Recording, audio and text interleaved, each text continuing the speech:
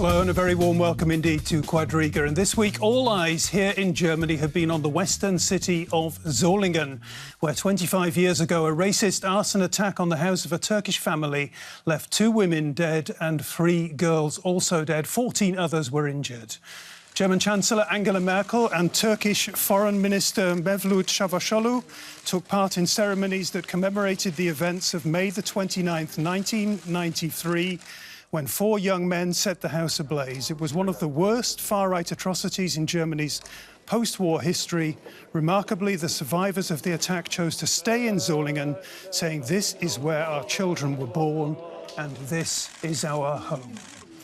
Well, a quarter of a century has now passed since the terrible tragedy, and we ask here on Quadriga, 25 years after Solingen, has Germany changed? And to discuss that question, I'm joined here in the studio by Alan Posener, a regular commentator for the Berlin-based daily Die Welt, who says, yes, Germany has changed and changed for the worse.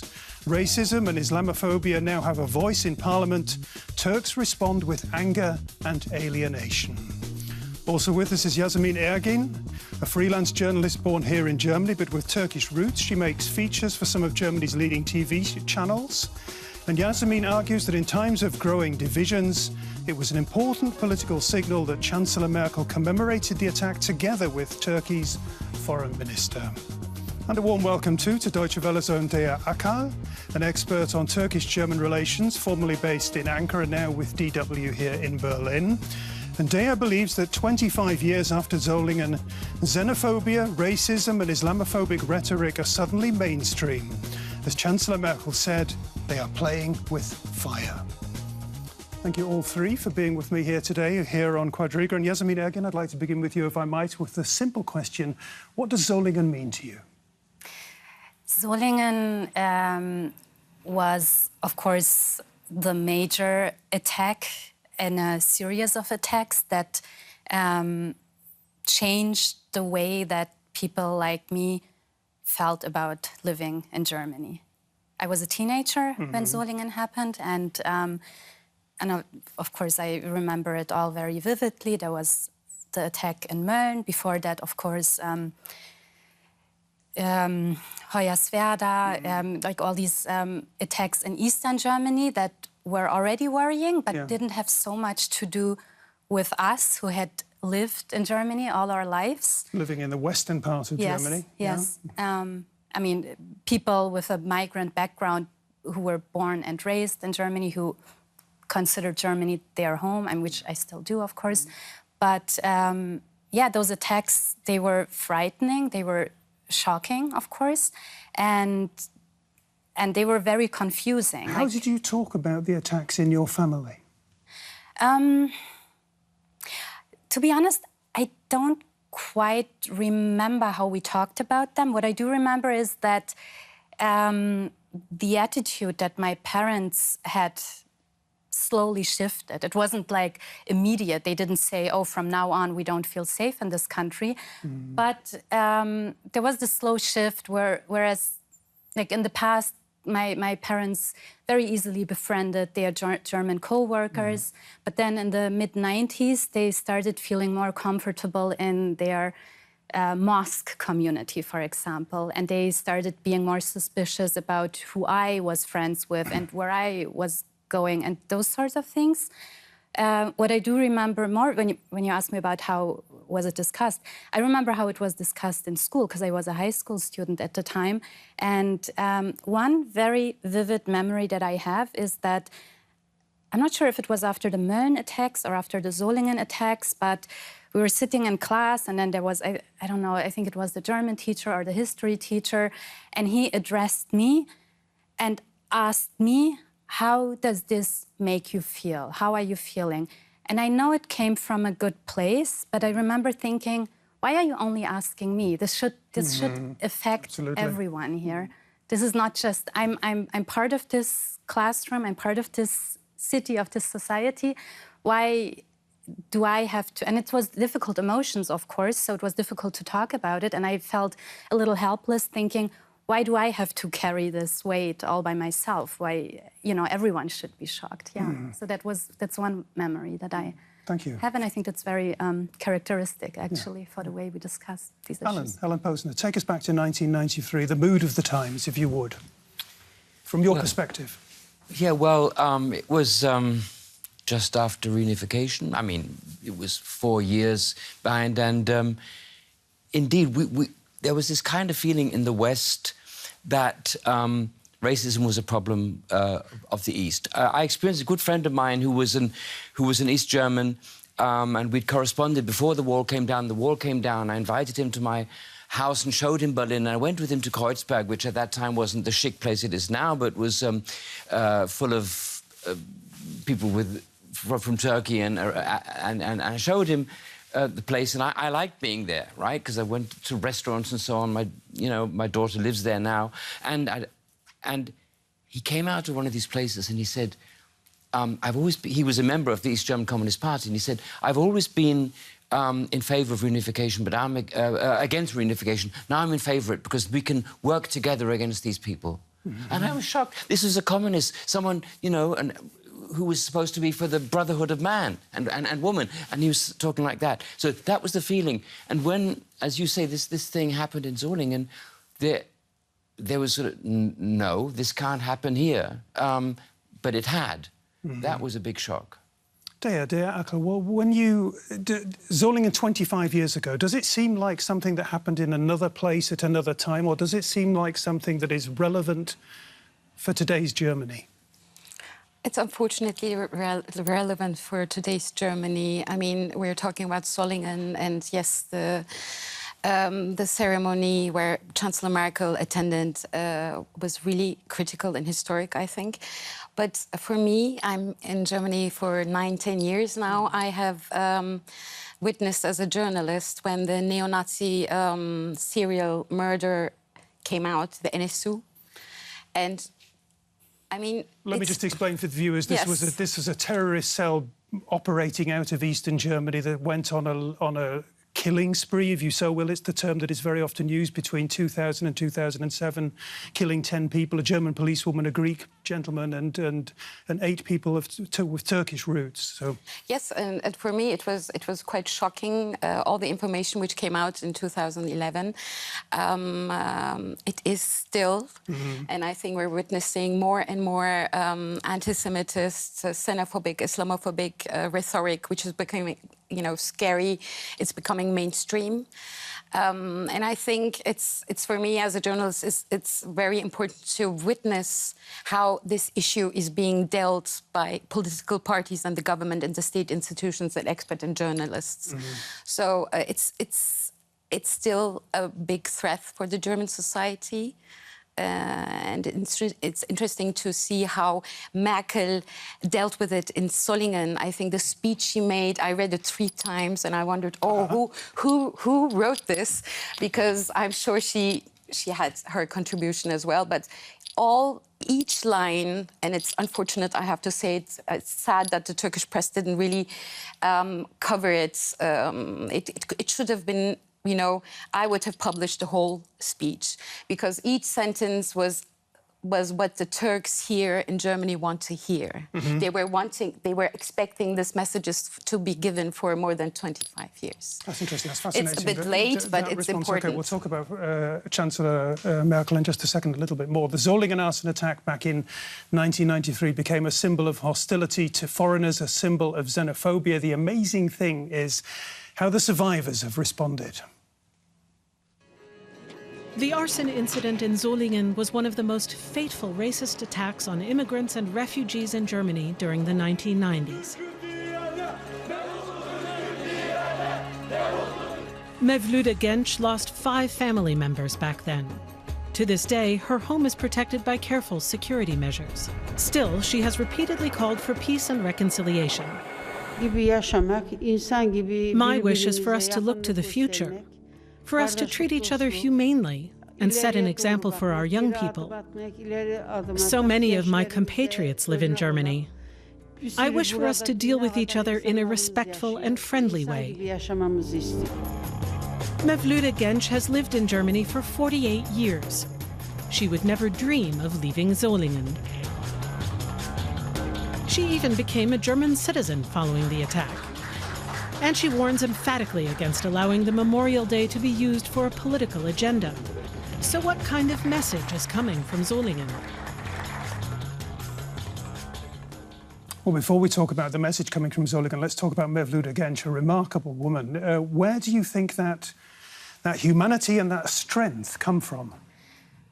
Oh, that's a difficult question. Yeah, she's a very remarkable woman. It was very impressive, especially then, right after the attacks, that, if I remember it correctly, just a few days after the attacks, she called for unity and she called for peace, and she emphasized that Germany was still her home.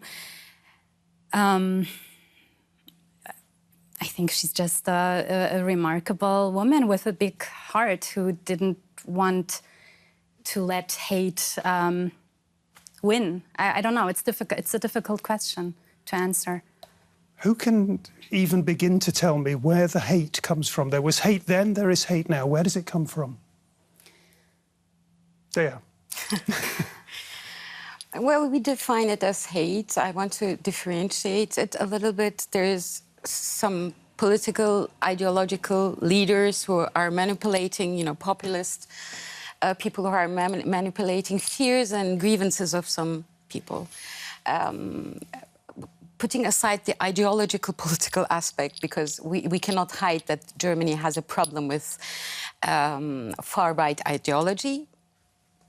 But I would want to focus on the people who voted for example, AfD, the Alternative for Germany, the far-right populist party. When we speak to them and we ask them, for example, why did you vote?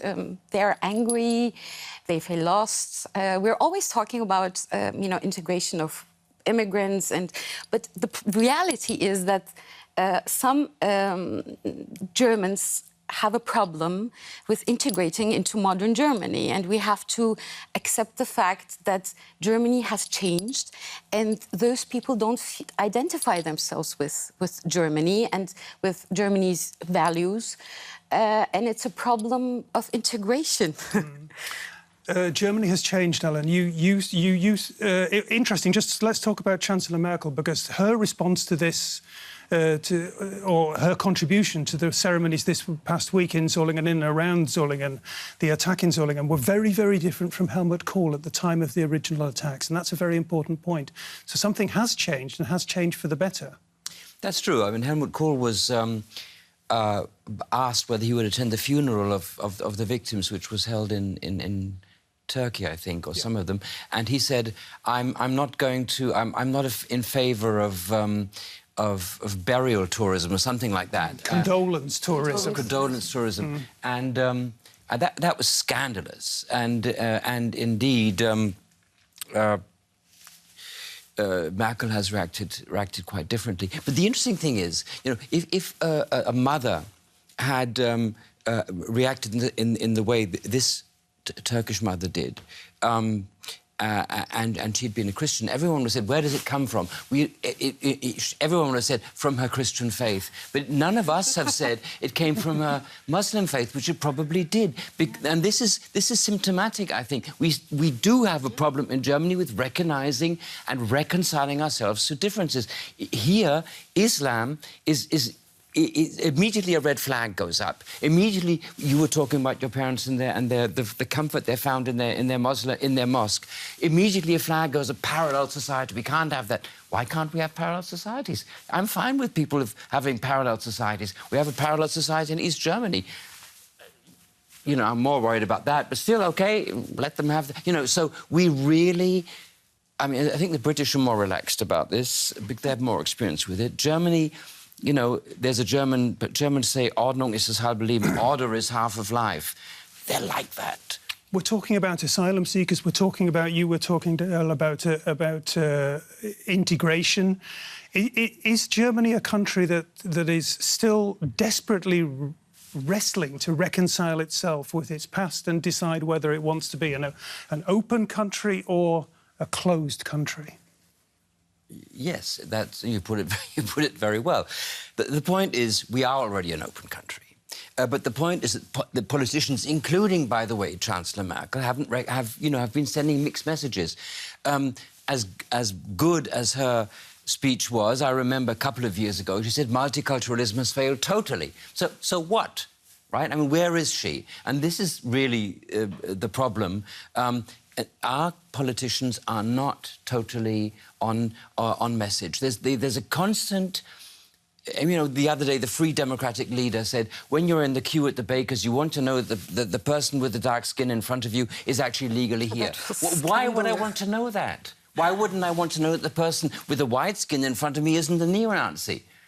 This is the kind of talk that still goes on. And we had a president a couple of years ago who said that Islam is a part of Germany, and that, like, many people reacted very angrily to that. And now we have leading politicians in the newly formed parliament that were very quick to, to take that back and emphasize that Islam is not a part of Germany. So, yeah, I would say many things have changed for the better. If you compare Kohl's reaction, you really can't beat that. He said he had better things to do. And now, of course, that would be unimaginable.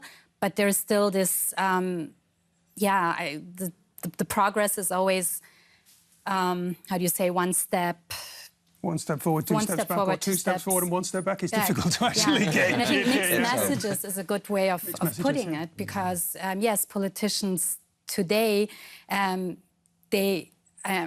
obviously, I'm talking about the center parties here. They are, they're very careful to not...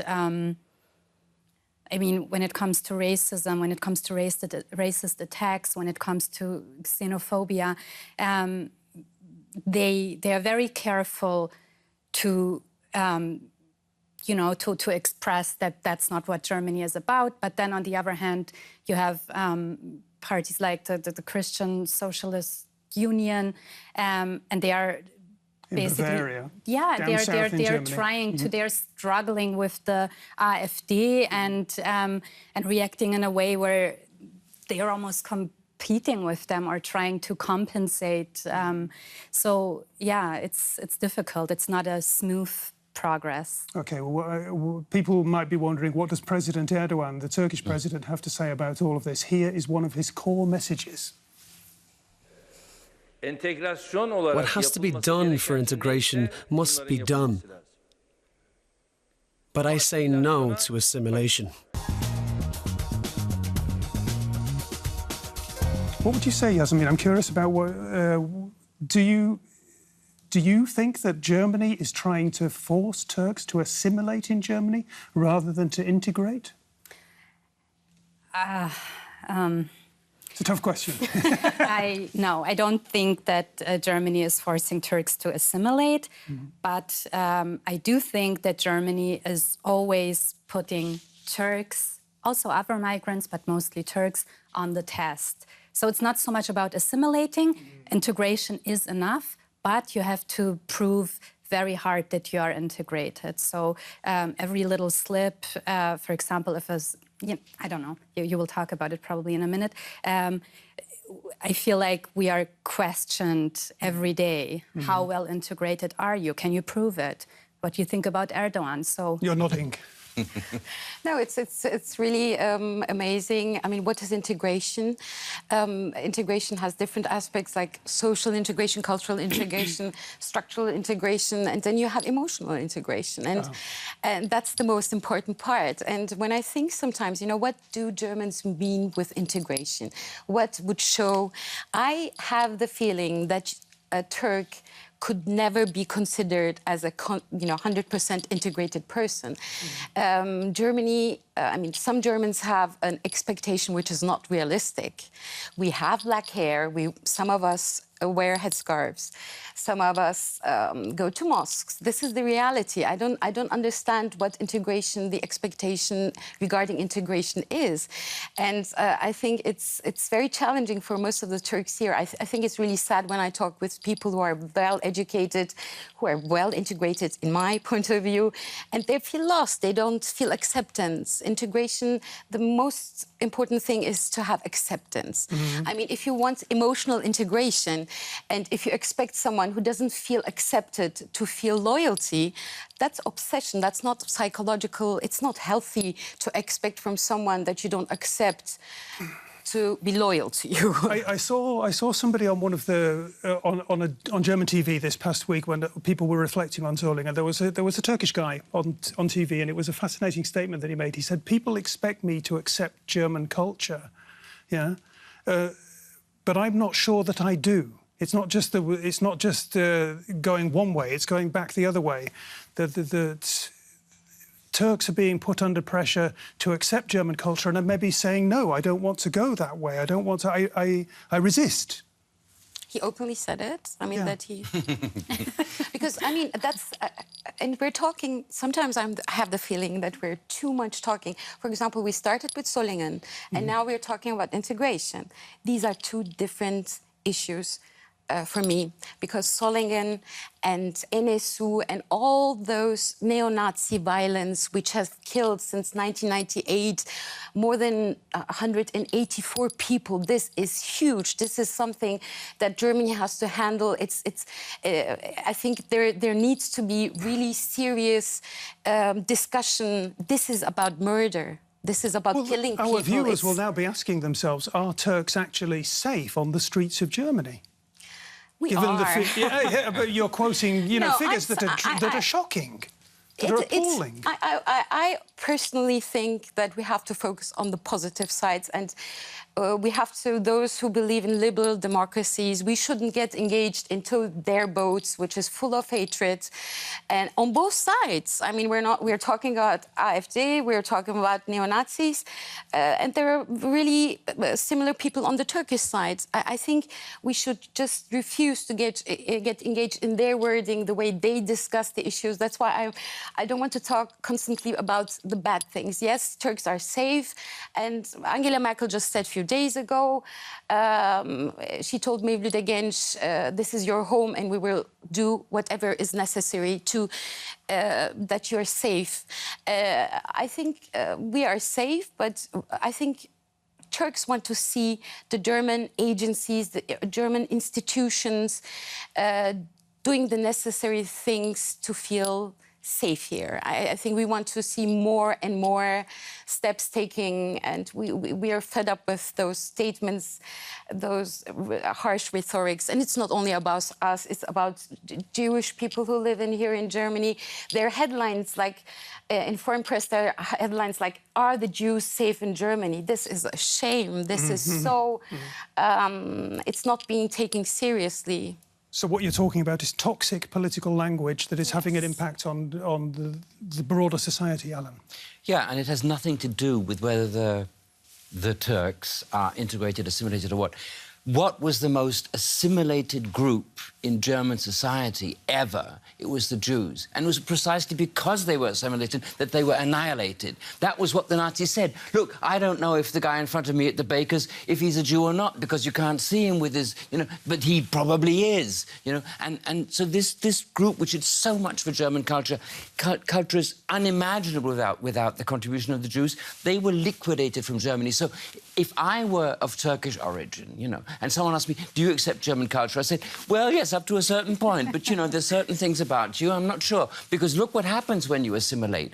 So it's not the point of whether immigrants assimilate slowly or integrate or not. It's a point of exactly whether there are people who are willing to use that to whip up emotions against other people. And, you know, yesterday the Jews, today the Turks, tomorrow the Jews again, whatever. And this is left, right, centre, it's all over. Yasemin, your thoughts on what Alan was just... I completely agree. Yeah. Yeah, being assimilated definitely won't... I mean, come on, you listen to the AfD, I mean, Gauland says that... I mean, one of the leaders of the Alternative for Germany party. Yeah. He said about Aydan Özos, I mean, who's... I don't want to say she's assimilated. She's a member of the government. She's a German politician. And he said that she should be, I don't even know how to put it in English. Disposed of. In Dumped. Anatolia. Yeah. So, no, being, and like the Jews are a very good example, being assimilated, being integrated doesn't protect anyone when there is hate. OK, I must cut in. Give me an answer to the following question. Has Germany changed for the better or for the worse since Solingen? Alan? I'm afraid at least the political class has changed for the worse. Yeah. I agree. Yasemin? I have to be the optimistic one now. I have to be the positive one. I think it went both ways, but many things have changed for the better. Okay. Yeah. Thanks for that. 25 years after Solingen, has Germany changed? You've had 3 different and interesting points of view. Thanks very much for joining us. Come back next week. Tschüss and bye-bye.